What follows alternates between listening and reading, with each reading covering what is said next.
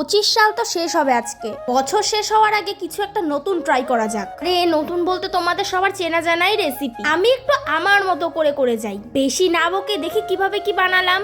আমি সন্ধ্যার আগেই একেবারে লেচি কেটে রেখেছিলাম আর বেলেও রেখেছিলাম। সব থেকে ল্যাদ লাগে আমার এই ময়দা মাখতে আর বেলতে, তাই ঝামেলাটা একেবারে প্রথমেই শেষ করে দিলাম। প্রথমে তো একেবারে ময়দা বেলে রেখেছি, তারপরে টমেটো আর শুকনো লঙ্কাটা সেদ্ধ বসিয়ে দিয়েছি সসের জন্য। তারপরে তো আমি গাজরটা গ্রেট করে নিয়েছি আর বুনু এদিকে মাংসটা কিমা করছিল।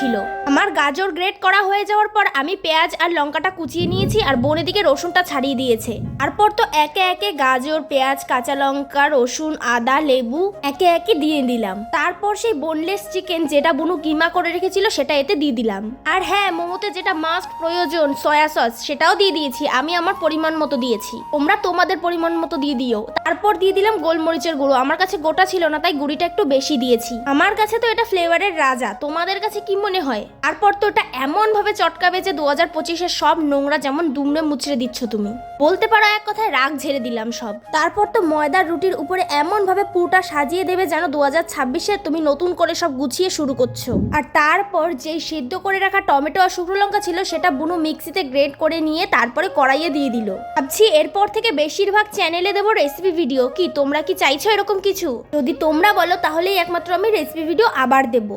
আমার চ্যানেলে ঢুকলে বুঝতে পারবে বুনু আর আমি এরকম মাসে 2-3 বার মোমো বানিয়ে খেয়ে থাকি, কিন্তু সব সময় একই রকমের ভিডিও দিই না, তার জন্য সব দিন আর ভিডিও করা হয় না। আর ফ্রাইড রাইসের রেসিপি সেটা তো আমার চ্যানেলে অগুন্তি, আরো বাড়িতে বেশি বানানো হয়, কিন্তু রোজ ভিডিও করি না আমি। তো আর একটা কথা কি জানো, এতদিনে যে কবার মোমো বানিয়েছি প্রত্যেকবার ফেটে যায়, ভালো করে শেপ দিতে পারি না, টেস্ট ভালো হয় কিনা বুঝি না, কিন্তু এইবার মারাত্মক লেভেলের মোমো হয়েছিল। বিশ্বাস করো, আমার আর আমার বোনের হাতের বানানো এরকম ফার্স্ট টাইম। আর এই প্লেটগুলো, সসের যে বাটিটা, এইগুলো কোথা থেকে কিনেছি গেস করো তো? কি দেখলে তো, কাজে লাগিয়ে দিলাম বাটিগুলো। বলেছিলাম না এগুলো আমার কাজের জিনিস। দেখলে হবে, খরচা আছে। সসটা আর মোমোটা এইবার আমার মারাত্মক খেতে হয়েছে, সুন্দর ভালো করে করেছে এইবার আমি। এটা যে ভালো খেতে হয়েছে এটা তোমাদের বিশ্বাস করায় কি করে বলো তো এবার? আরে তোমরা যদি খালি ভিডিও দেখে আফসোস করো তাহলে হবে? হাত বুঝতে গেলে তো বানিয়ে খেতে হবে।